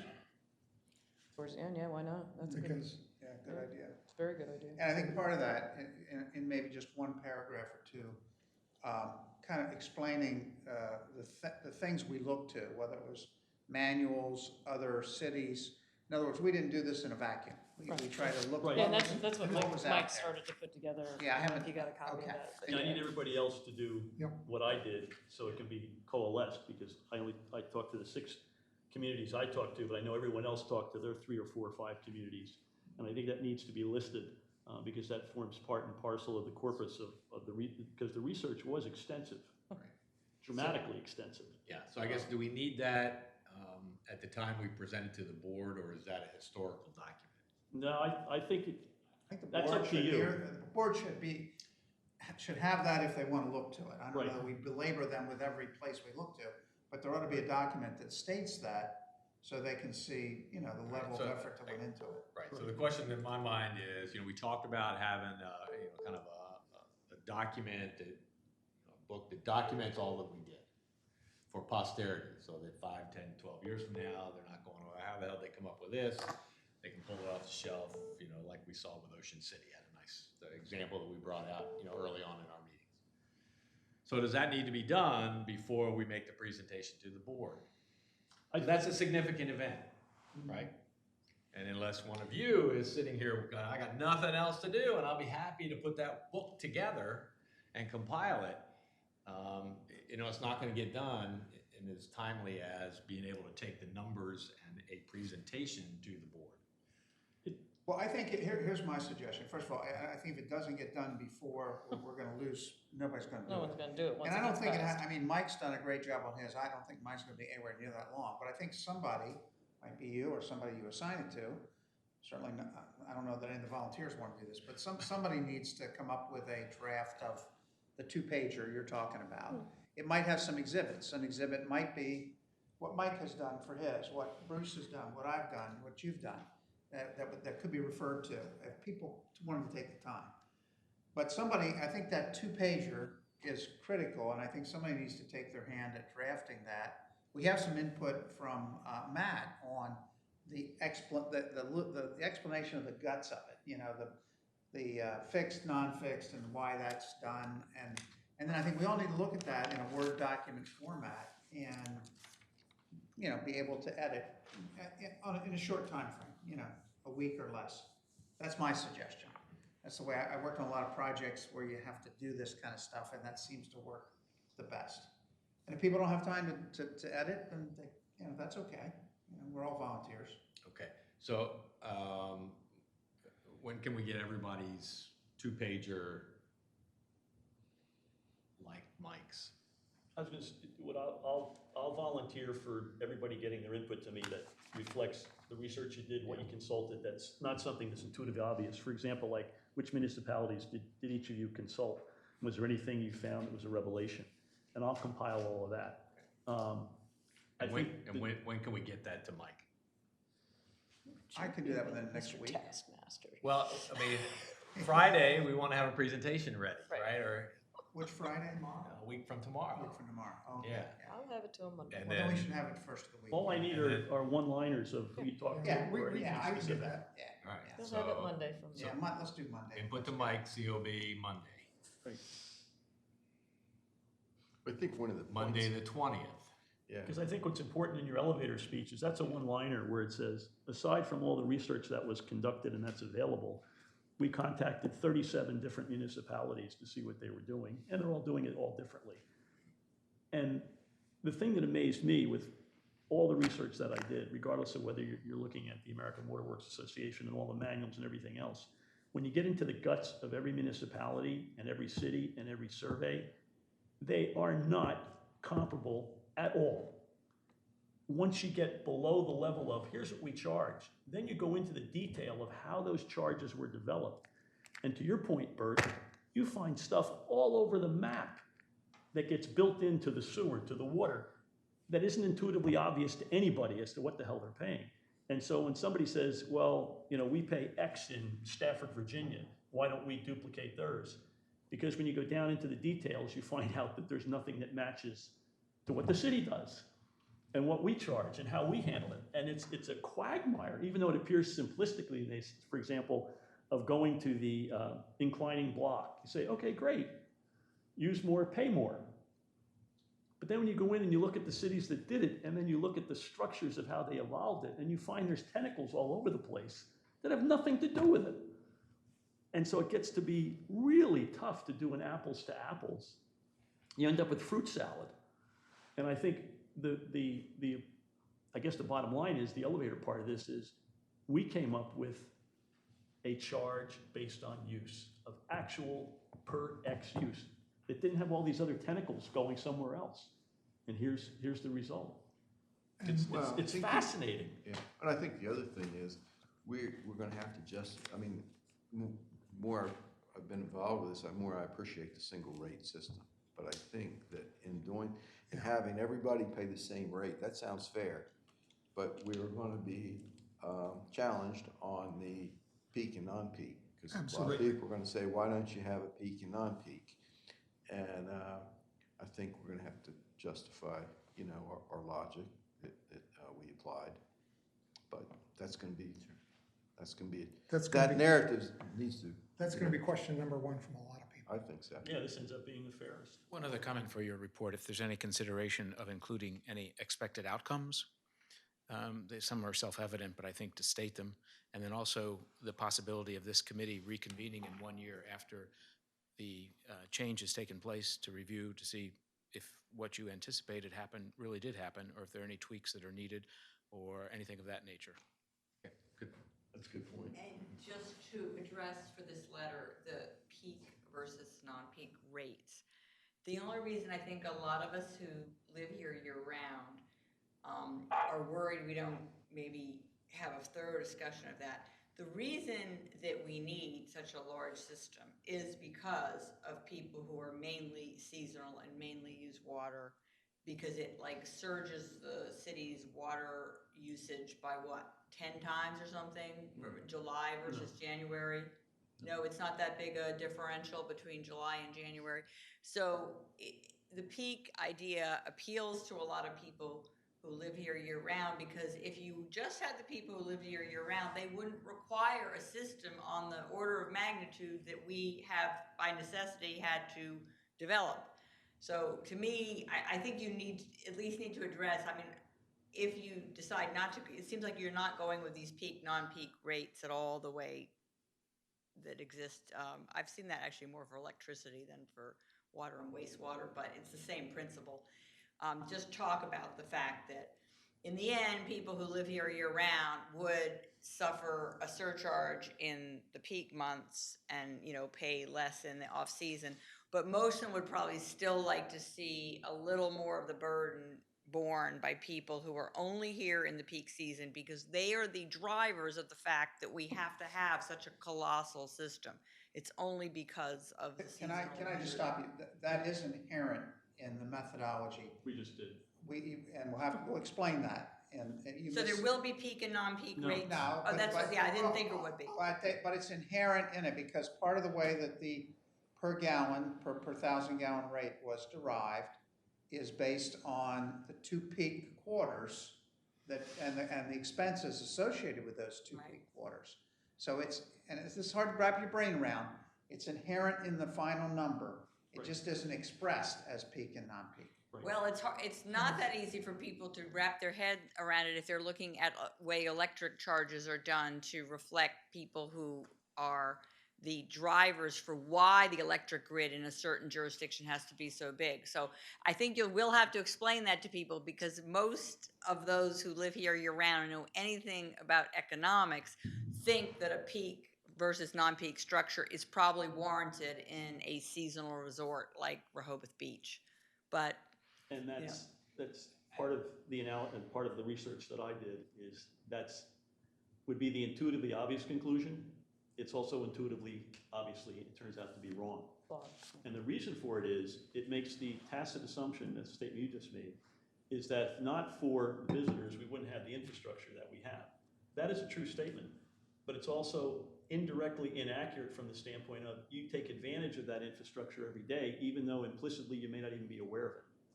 And it's because the system that we have, our water quality is actually better than it otherwise would be, and it is better than surrounding communities because of those visitors that allowed us to invest in the infrastructure that we have. and to modernize, right? Right, and so that infrastructure is needed, so I get to take advantage of it every day.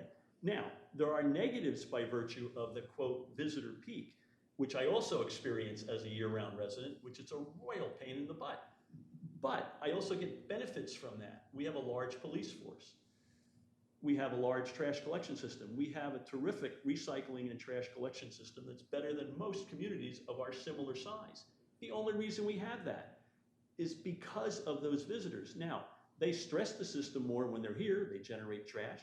They use more water, but we're having them pay for it.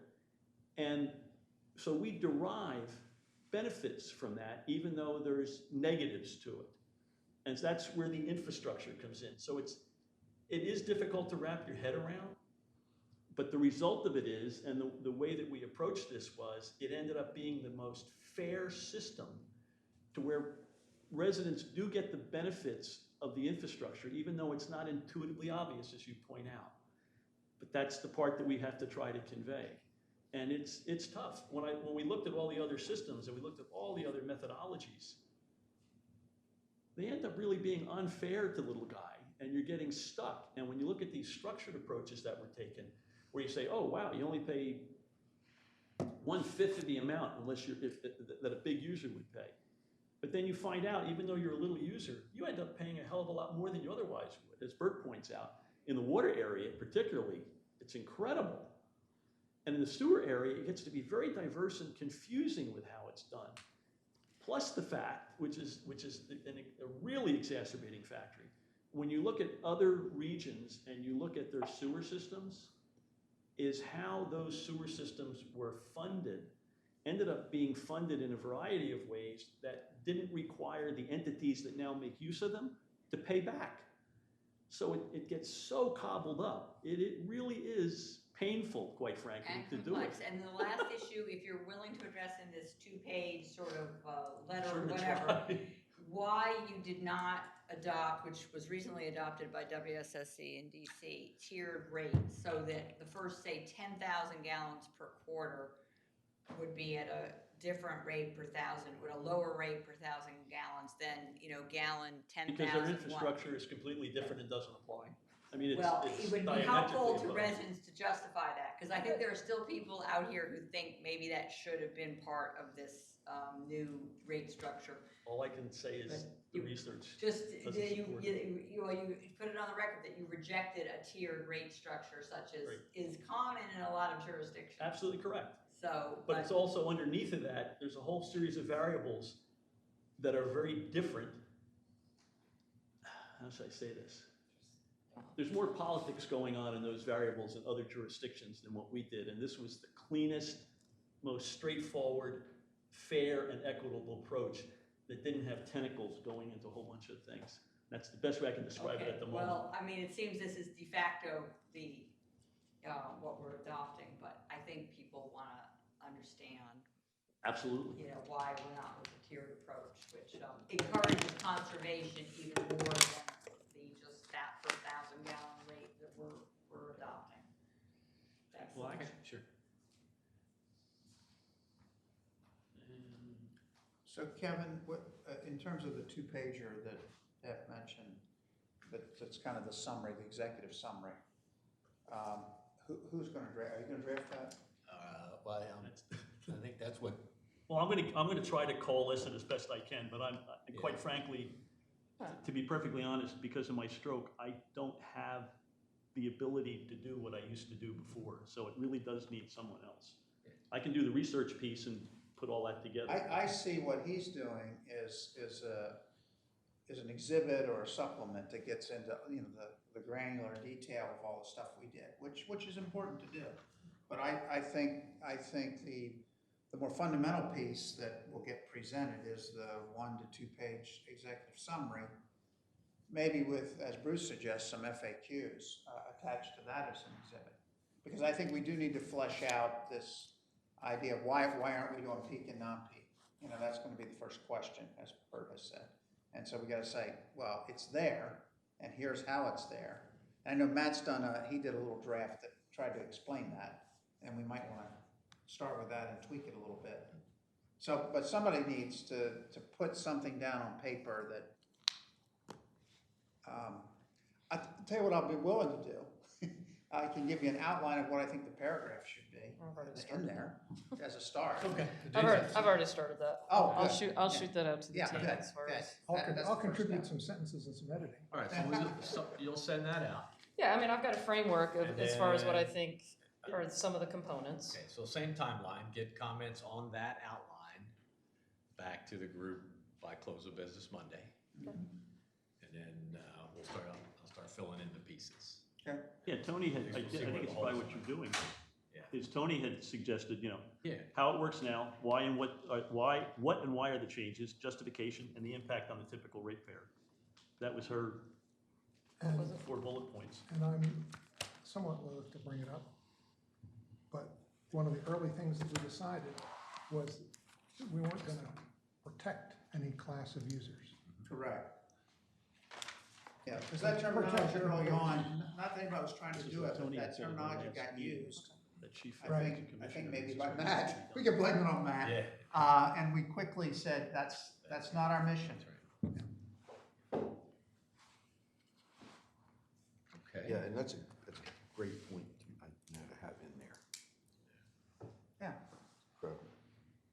I mean, nobody told us to do that, and I think we worked hard to make sure that we had. That was in the initial guidance from the mayor, when Yeah, it stood okay. the committee To up. be fair, not Yeah. to protect any Right. particular, Correct. like, group. No, the whole thing was to be fair and equitable.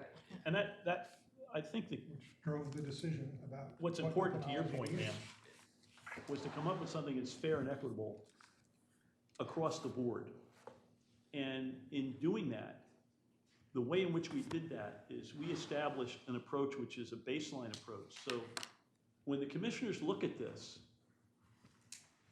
we've established the accounting and the systems and the quantitative components of what exists within this city and what we need from a financial standpoint.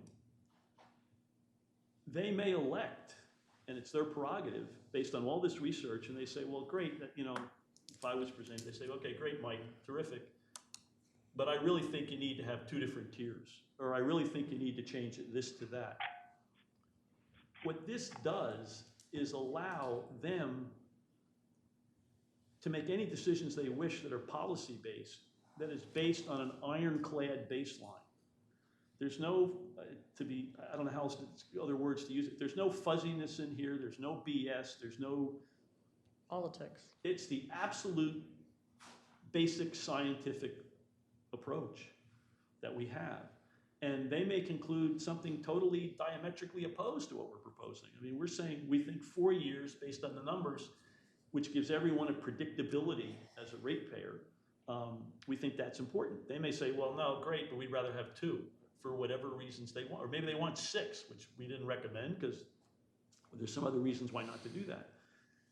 So that's really what's crucial here was to establish that fair and equitable baseline that didn't have any biases built into it. It just is the numbers.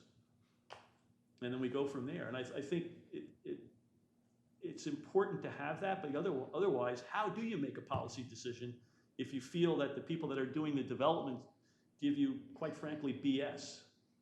Well, I think we all appreciate that. I just think a lot of communities in recent decades have chosen to help out people who, per household member, are conservative users of water and who aren't spending a lot of water, using a lot of water on their lawns. Of course, we have that separate irrigation meter here to solve that. But I think I would. This look does forward that, but it's not intuitively to obvious. this memo.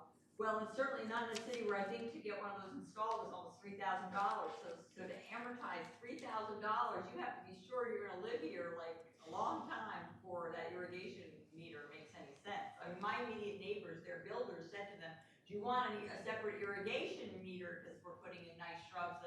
And when they hear it's almost $3,000, they say, "No, we're tapped out." So in effect, they don't benefit from having. And the mayor proudly talked about his own irrigation meter that he has installed, he and his wife have installed. So, so the rest of us, so I just do. We're up against we understand it. We're up against our time. Anything else for the good of the group? We got some due outs to get to the group. What's the next meeting or? Friday at 10 o'clock, a week tomorrow. A week from Friday. Friday 24th. Is that just us or is that a presentation? That's us. It's us. So this will be all filling in. We'll have a draft of the executive summary. We'll have all the inputs from everybody to get to Mike and I guess comments on the outline.